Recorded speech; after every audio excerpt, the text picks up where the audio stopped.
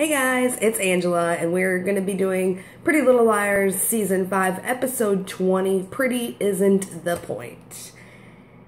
And I'm super excited. I'm so freaking excited with the last little bit of this episode, and I cannot wait to talk about it. But we have the whole rest of the episode to get into, so let's go ahead and start. The girls are in Mike's room, and Hannah wants to know what's with Mike's new gym equipment. And I want to know why the hell she's complaining. He is ripped now. I mean, does anybody else agree? We all saw Mike smoking hot bod last episode. Am I right? Am I right? Google it if you didn't. I still Google it, and I did. And it's just like, ah. Anyway, Spencer is about to open the can with the blood in it when Arya discovers a necklace in Mike's gym bag that spells out, "I'm with you" in Morse code. I'm with you too, Mikey. I am with you too. And they're wondering who it's for. They think it might be for Allie, and that Mike used Allie's money to buy Allie a gift. And the girls are like, wow, that's kind of trashy a little bit. But we later find out who it's for.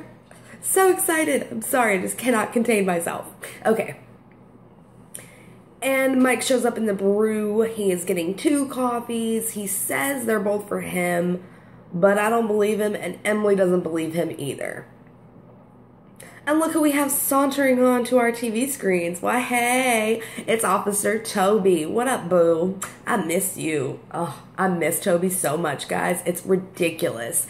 And Toby and Spencer are still really super awkward. Spencer wants to talk, but Toby is busy later. And I'm just devastated. Spoby is my #1 couple on PLL, followed closely by Caleb. They're so cute. I love them both so freaking much. But I'm kind of getting nervous for Toby and Spencer. It's really looking like imminent breakup here, and especially with what happens later in this episode. And this episode, I'm back to hating Johnny. I go, like last week, I was like, yeah, I like Johnny. I think Johnny's a good guy. This week, I'm like, Johnny, you're a piece of shit. Get off my TV screen. I don't like Johnny. It's really weird. Does anybody else feel this way about Johnny? Like, one minute you love him, and the next you're like, go away. You need to get away. I don't know why. I just, like, watch next episode. I'll like him again if he's still there. Caleb wants to help Hannah get college money instead of her competing in the pageant. He doesn't like the fact that she's going to be parading around like a heifer at a 4-H fair. I was like, yeah, I agree too. I don't like beauty pageants, but Hannah is trying to put herself through college, and you need to back off.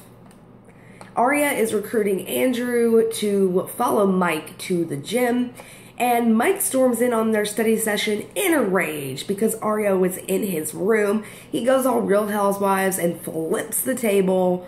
And Andrew comes back in after taking his phone call outside and is just giving Arya crazy eyes like your brother is whacked. And I agree at this point. But we later find out why he's acting so crazy. Kind of. As much as PLL will give you in one episode is what we find out.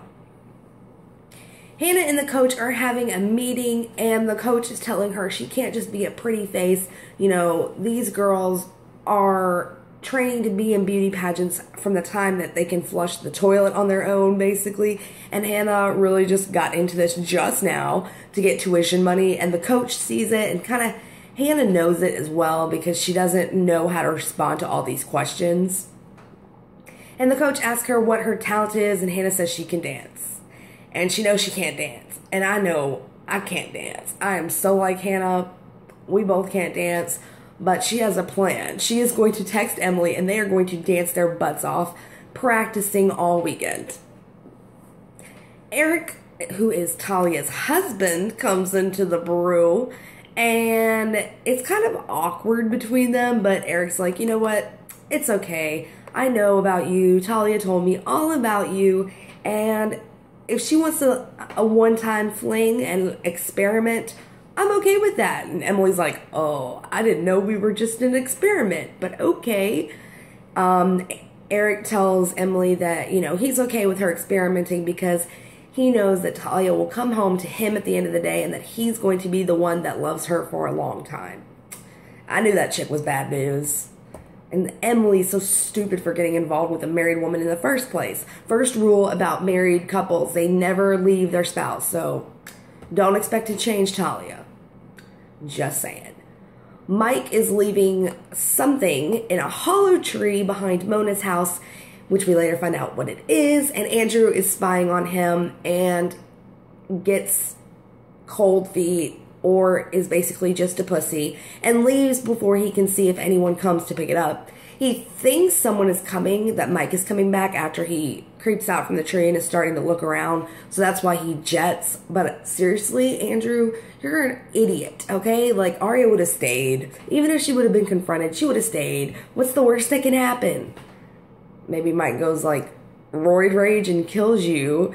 But we have to find out what's going on, and I'm sick of not knowing, and Andrew is dumbass because he left, and I'm really pissed off at Andrew. He gets, like, F for being a detective.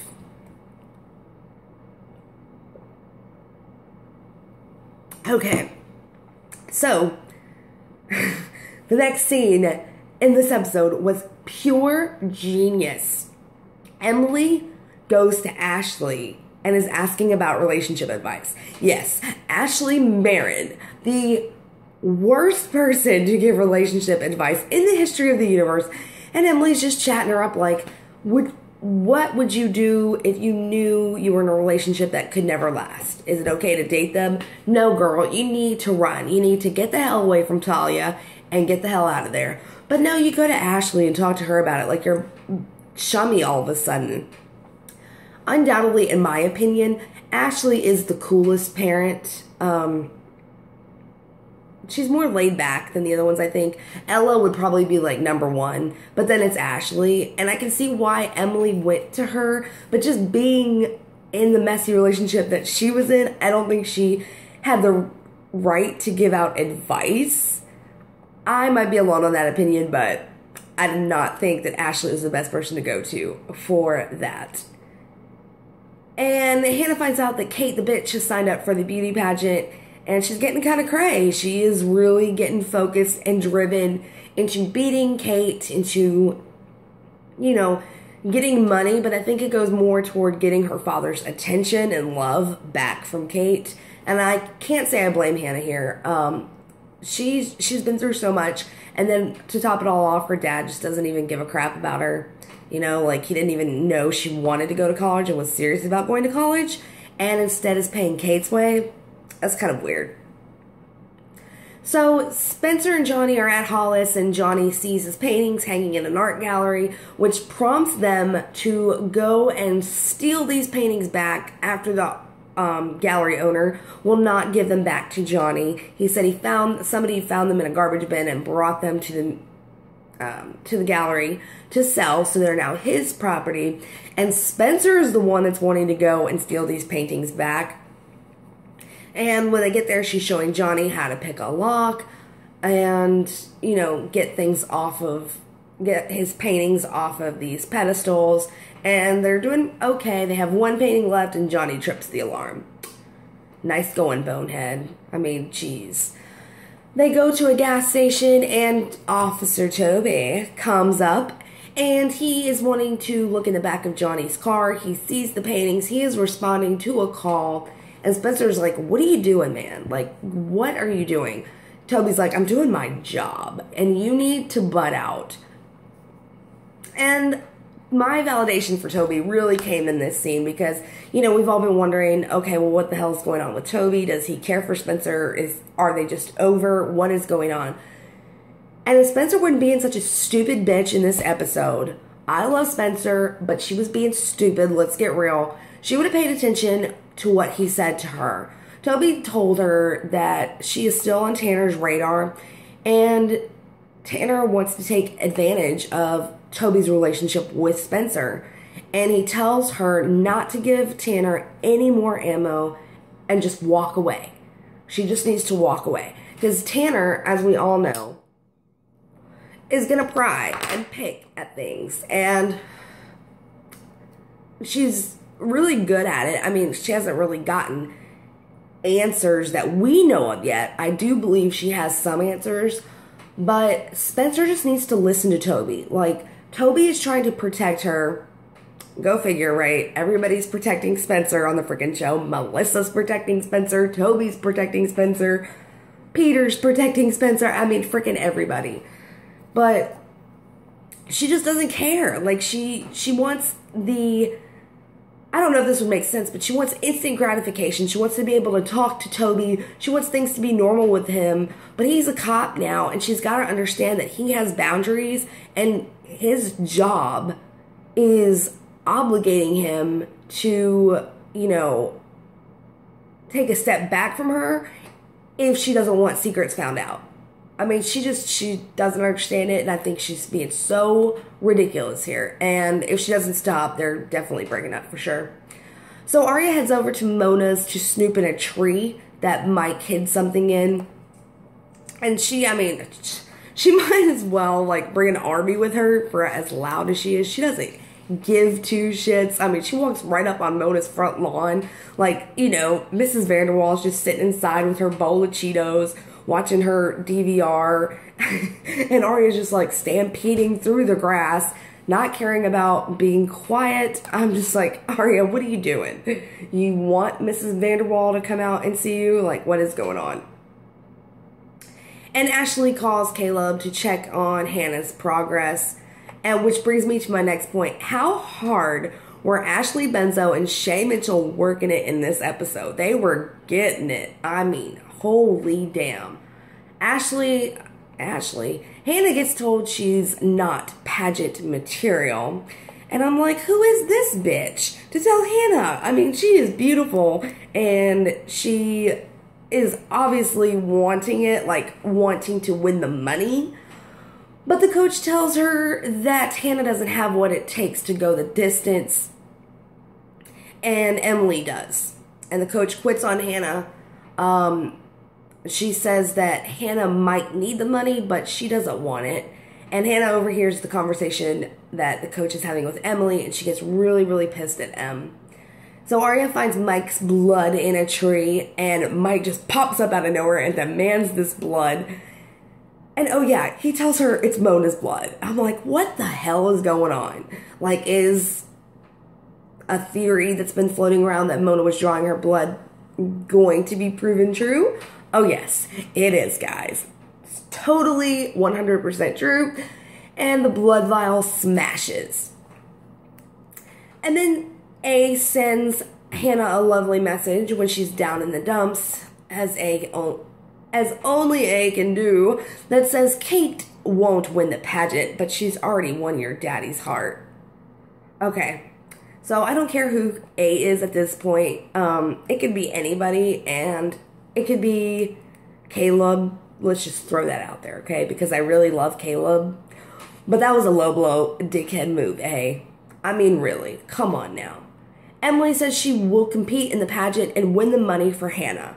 She doesn't care about A. She can deal with A any day of the week. But when it comes to someone she loves, she's going to do whatever she can. And I was like, oh, that's so incredibly nice, because obviously Hannah's not going to win it, but Emily could. Johnny is being kicked out of Spencer's house after being arrested by Toby. And Spencer is pissed at Toby. Girl, get over yourself. He is trying to help you. You're being so stupid. And Johnny is not her boyfriend. She needs to remember this. It's pissing me off. But then Johnny moves in and kisses Spencer. And I'm like, back the hell off. Like, there is still a tiny little sliver of hope for Spencer and Toby. And Johnny, you just need to go away. You need to go away right now.